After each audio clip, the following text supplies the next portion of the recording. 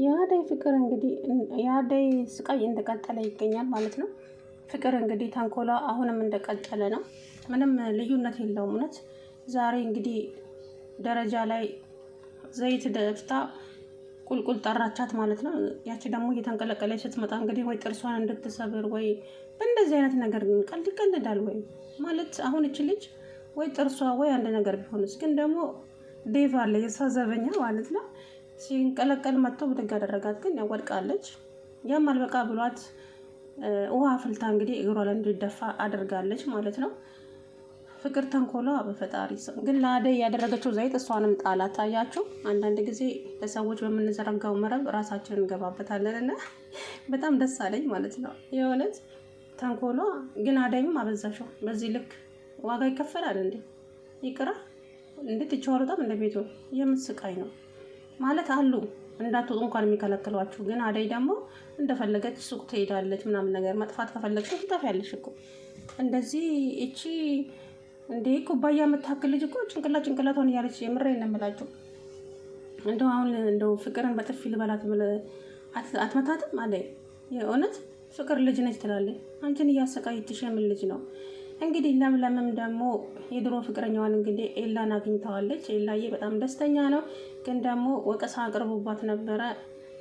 ይሄ ሁሉ አመት 7 አመት ሙሉ ጥለሽኝ የኔ ያላፈላለኩሽ ቦታ አልነበረም። ግን ተወኝ፣ እኔ ታሪኬ ብዙ ነው። መጀመሪያ ልትረዳኝ ለመረዳት ሞክር፣ ያለሁበትን ያሳለፍኩትን። እንደገና ደግሞ ባርኮቴ አልነገረህም ወይ እናትና አባቴ መሞታቸውን ስትለው ሰምቻለሁ። በጣም አዝናለሁ። ግን እንዴት ስልክሽን እንኳን አትደውይልኝ? በእናትህ አክስቴ ጋር ነበረ የምኖረው። አክስቴ ደግሞ በጣም እያሰቃየችኝ ነበረ። ከዛም ወጥቼ ሰው ቤት ገባሁኝ። እዛ የገባሁበት ሰው ደግሞ ሰውየው በጣም እያስቸገረኝ ስለነበረ ከዛ ጠፍቼ ስወጣ ነው አደይን ያገኘዋት ምናምን አለችው። እንግዲህ ነገረችው። ከዛም አዘነ።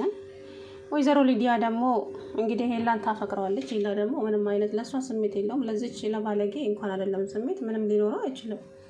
ለኔ እኮ እንዴት ነው ሰዎች ግን ሰዎችን የምትንቁት? የተናቀ ሰው በነገራችን ላይ ሰውን ይንቃል።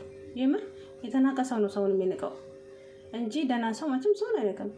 እኔ ሳውቅ አሁን ሊዲያ ለምለምን ስትንቀት በጣም ይገረመኝ በእውነቱ። እንዴ መጀመሪያ ራስሽን ይውስኪ፣ ቦርጭሽ ለብቻ፣ ቂጥሽ ለብቻ።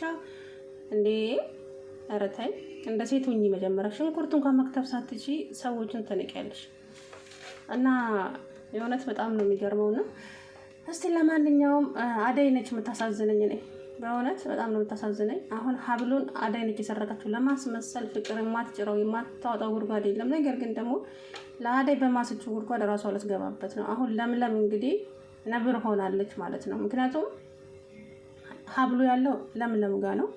ሄላን ጠየቀችው። ሀብል ሴት ነው ሄደው እንደዛ የምትሳሳለት ሀብል ስትለው ሀብሌ ጠፍቷል ምናምን አላት ማለት ነው። ከዛም